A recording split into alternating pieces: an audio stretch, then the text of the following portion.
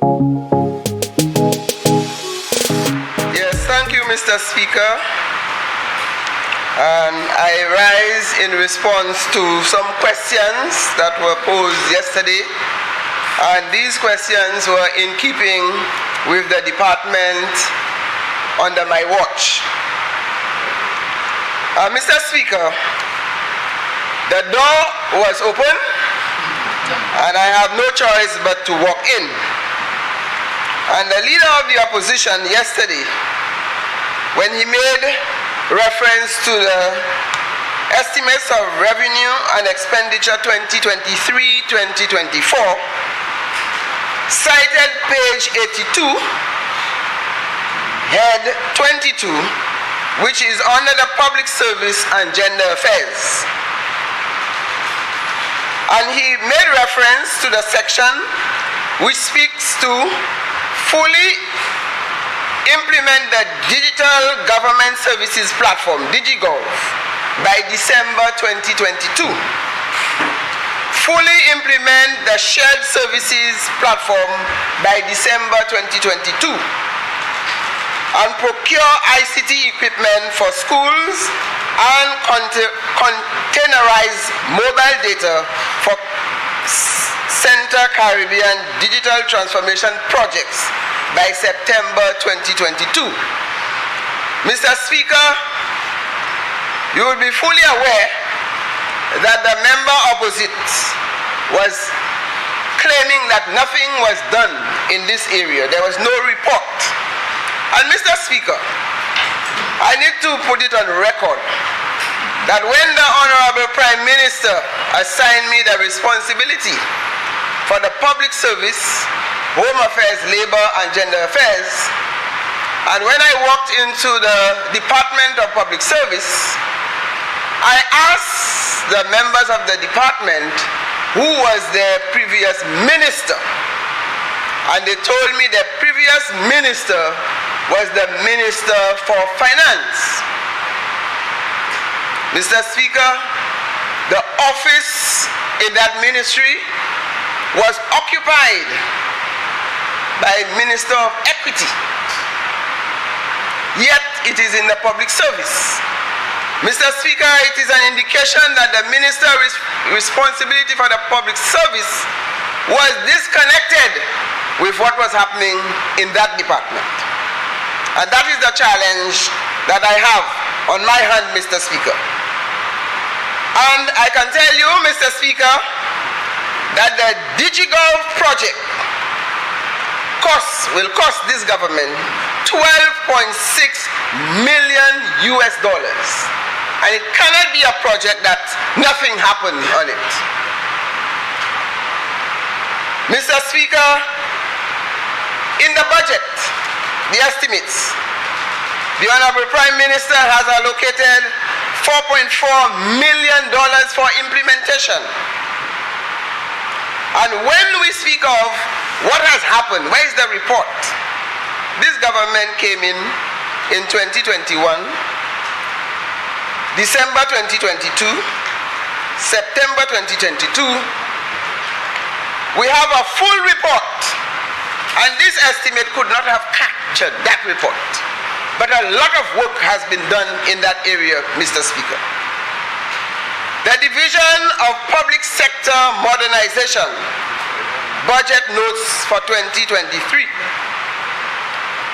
The DigiGov component of that ministry is that component, and the other components we spoke about will be what will transform government's operation, not just in the public service, but in all government's department. And this is a huge investment on the part of this government. Mr. Speaker, when we speak of procurement of equipment for schools, last year, the Department of the Public Service handed over to the Ministry of Education 2,200 laptops to distribute to students. That's from this program. We distributed 2,200 tablets that was given to the Ministry of Education that came from this project, Mr. Speaker.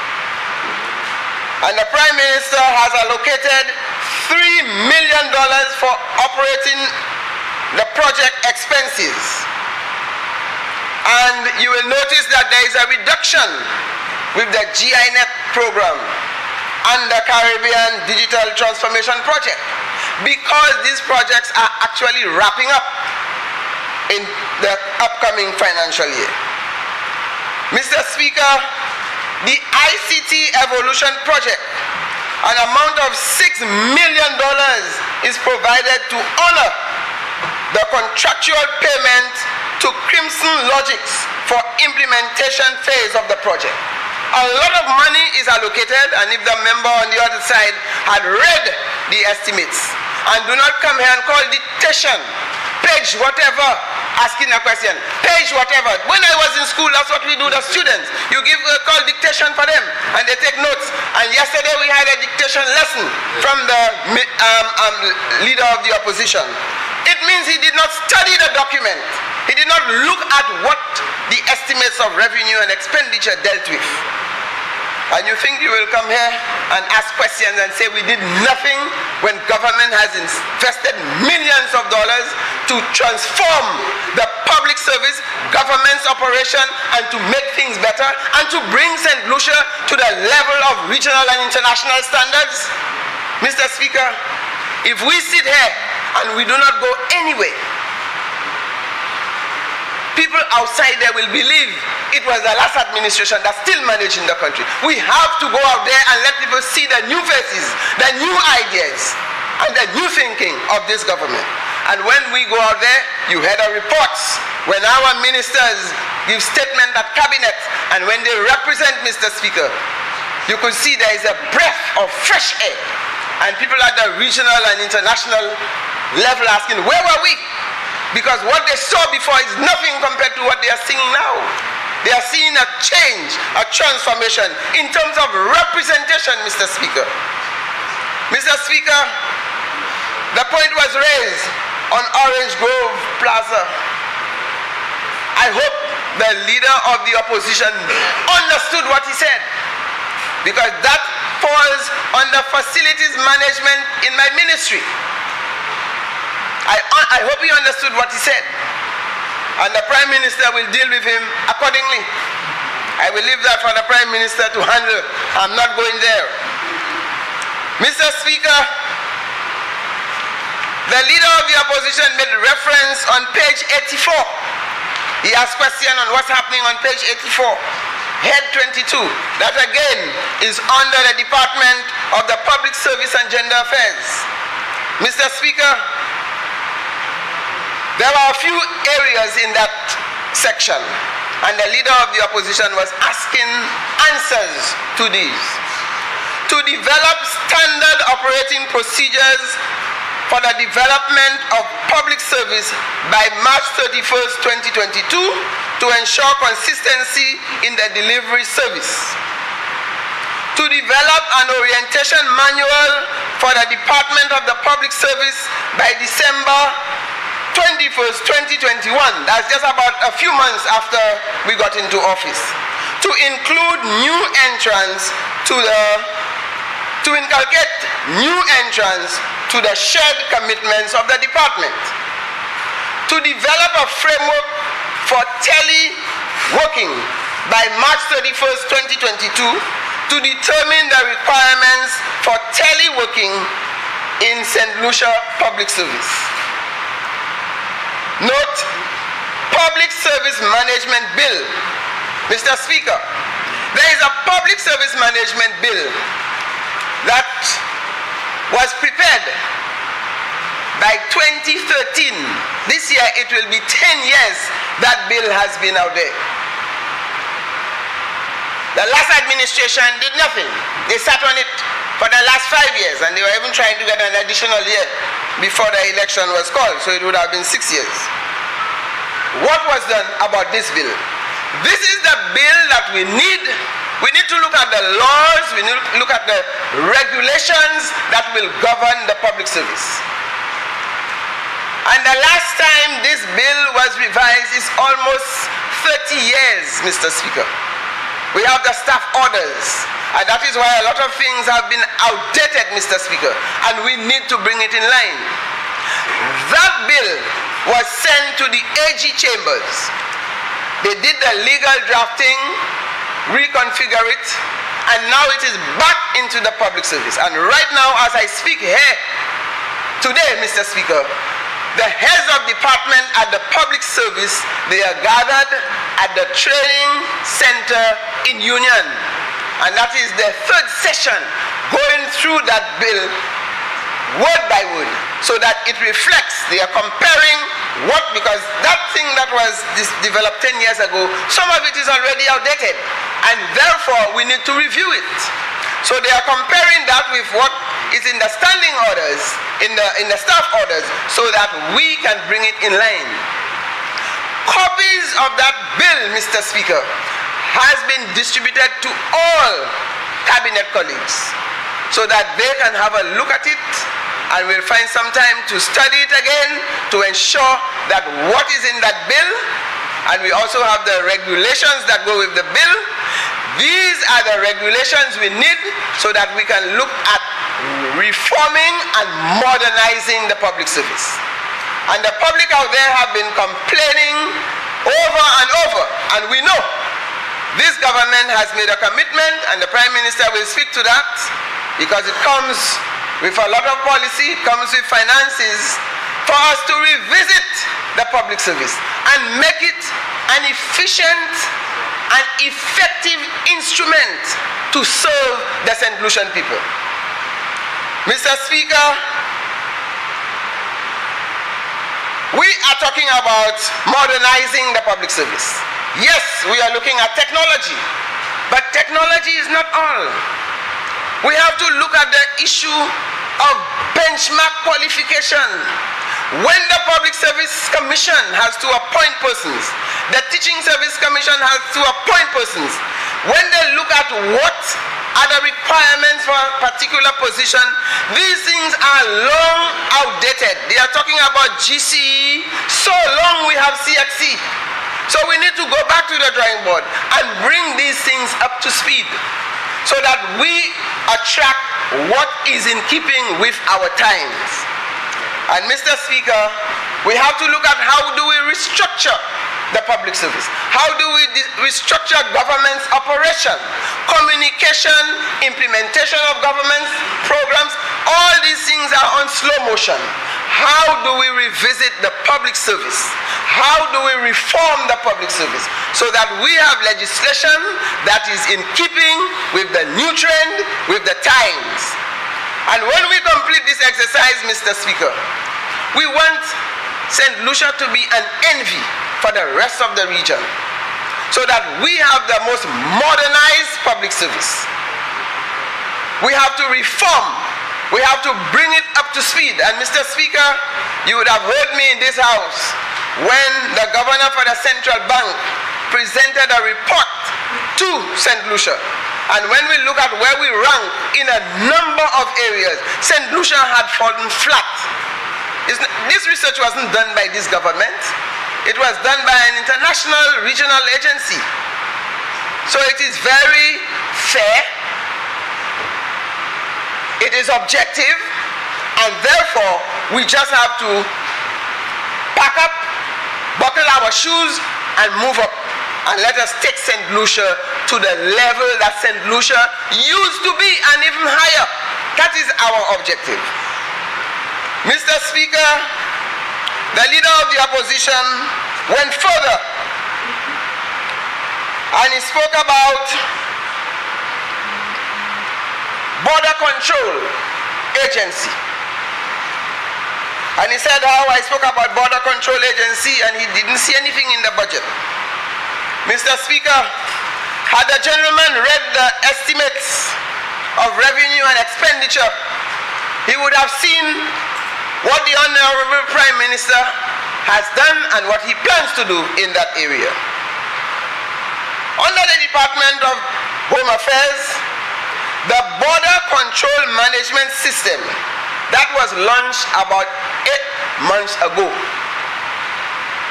And that management system gives you access to every point of entry, who enters the country and who leaves the country. We did not have that before. And at one point you can see everything that's happening. That is in motion. And the Prime Minister allocated in the budget $1,045,319 we have to spend annually.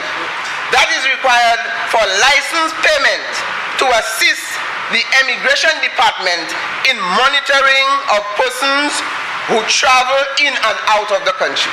That is in the budget. There is an allocation in the budget, Mr. Speaker, of $200,000 for relocation of passport and immigration office. Right now we are actually retrofitting a new place to relocate immigration and passport. And the Prime Minister has put in the budget $200,000 to facilitate that. Mr. Speaker, in the budget, the Prime Minister made an allocation of $3 million. In fact, it will cost us $3,377,107 to provide procurement for 175,000 passports. The e-passport. So people cannot say they cannot get passports. They will not get passports.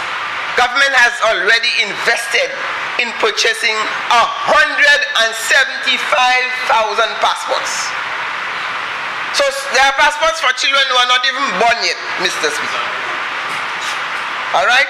So when you hear all the rush and they are not getting passports and the lines are long and so on, but maybe it's a good thing, Mr. Speaker, because those who are coming for the passport, they are actually bringing a little revenue, so at least we can pay for the passports that we have ordered.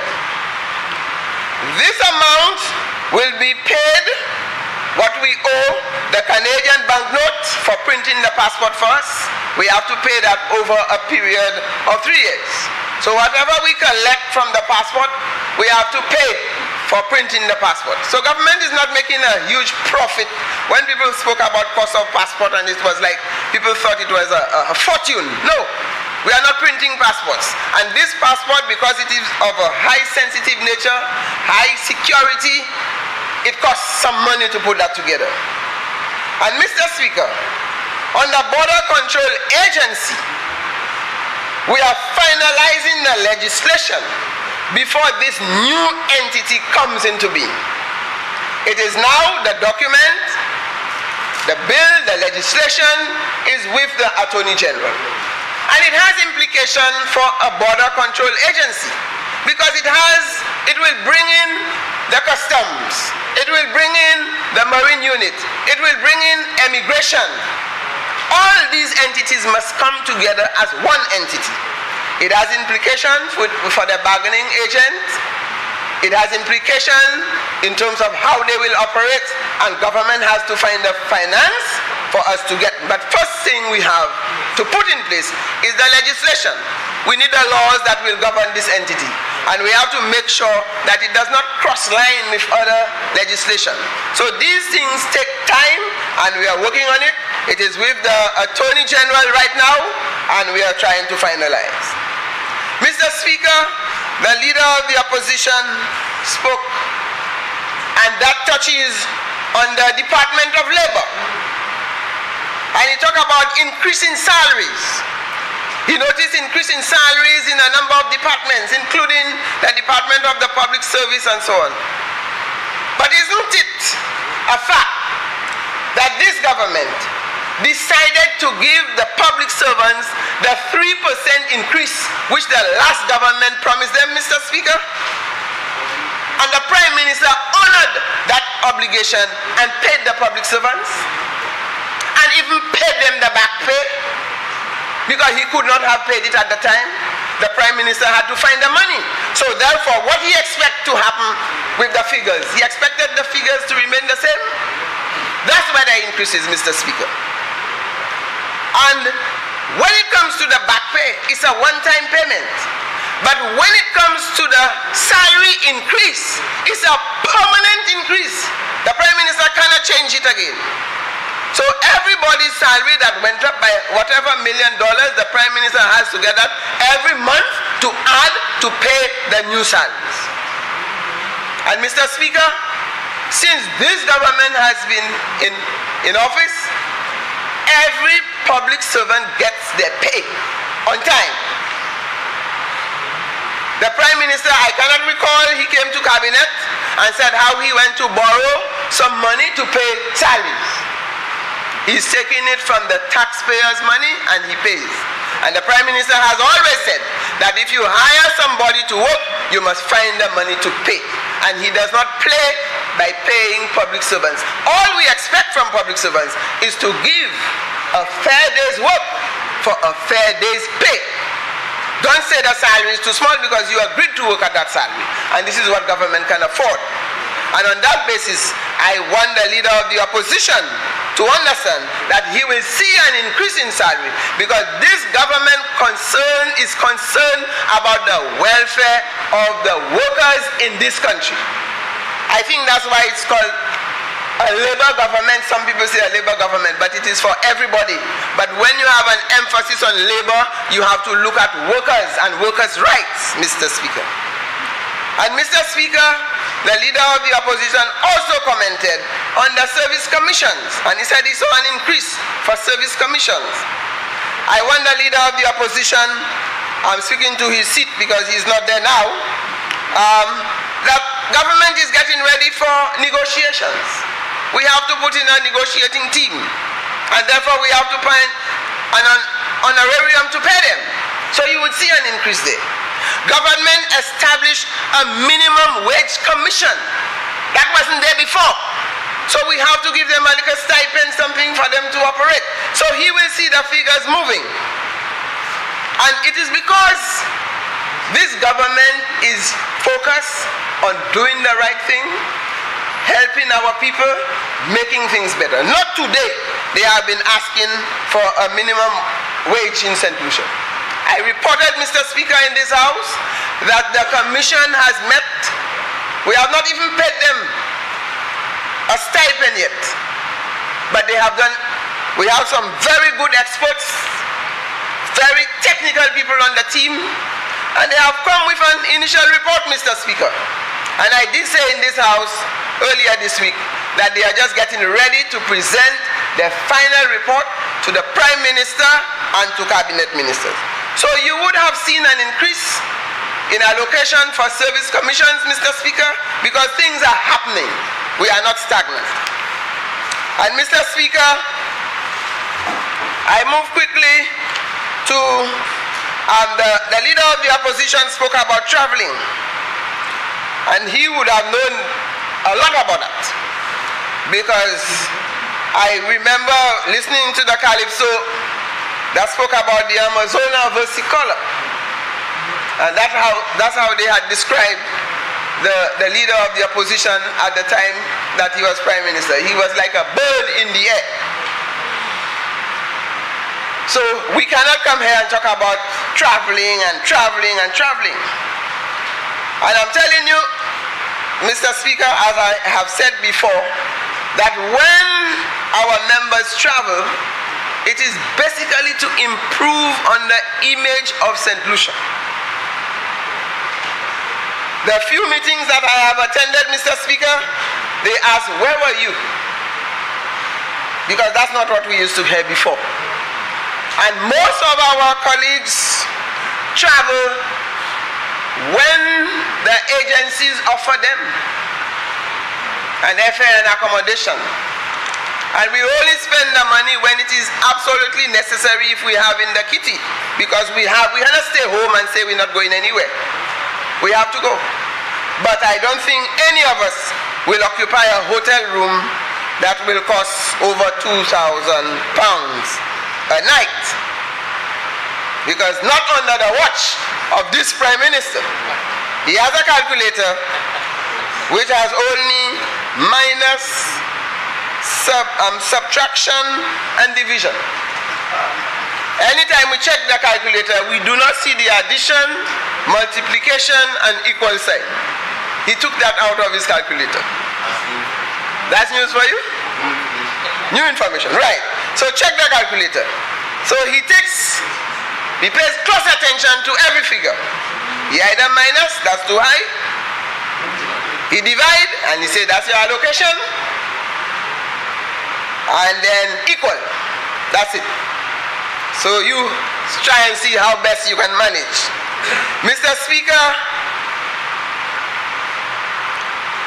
I want to address briefly concerns raised by the member for Vieux-Fort South, my learned colleague, former Prime Minister. And I want to respond by saying that before the outburst in Vieux-Fort South, Mr. Speaker, I did visit Vieux-Fort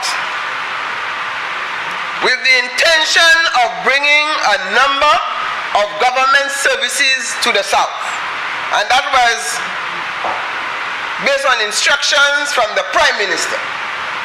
We had a delegation, and I was in communication with the parliamentary rep for Vieux-Fort South. He should have accompanied me on the tour, but unfortunately the date that we set it, he was out of state, and he gave me permission to continue the mission. So we did visit Vieux-Fort South, and we have been in contact with our different, the public service has been in contact with the different government ministries, so that we look at what are some of the agencies that can implement some activities in Vieux-Fort South. So that discussion, I think we started off with the passport. That was the original idea, that we come in to provide passport services for the South.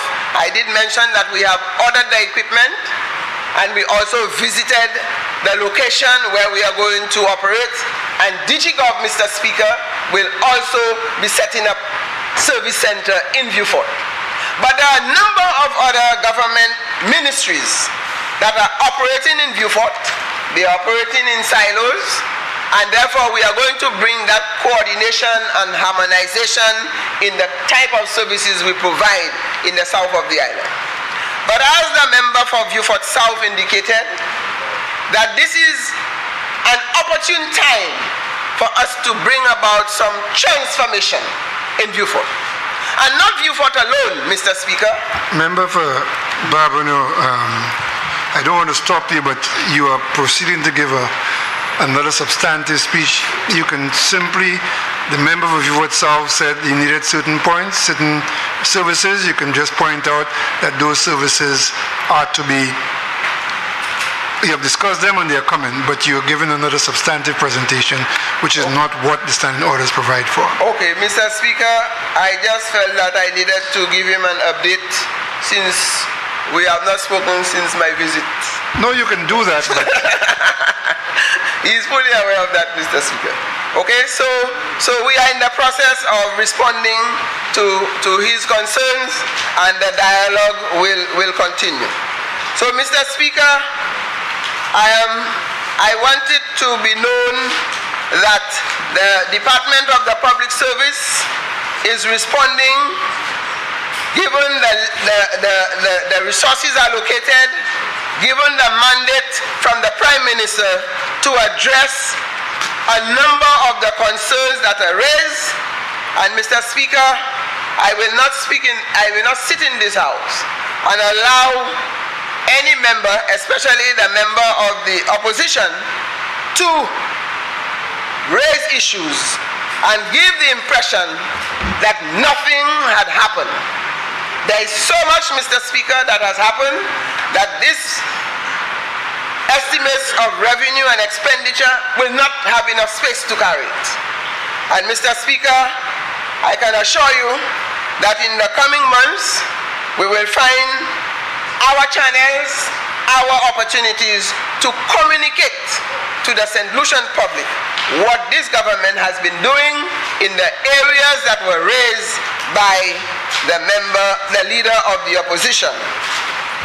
So with this, Mr. Speaker, I want to thank you for giving me the opportunity to bring clarity to the number of questions that were raised when the dictation lesson was given. I thank you.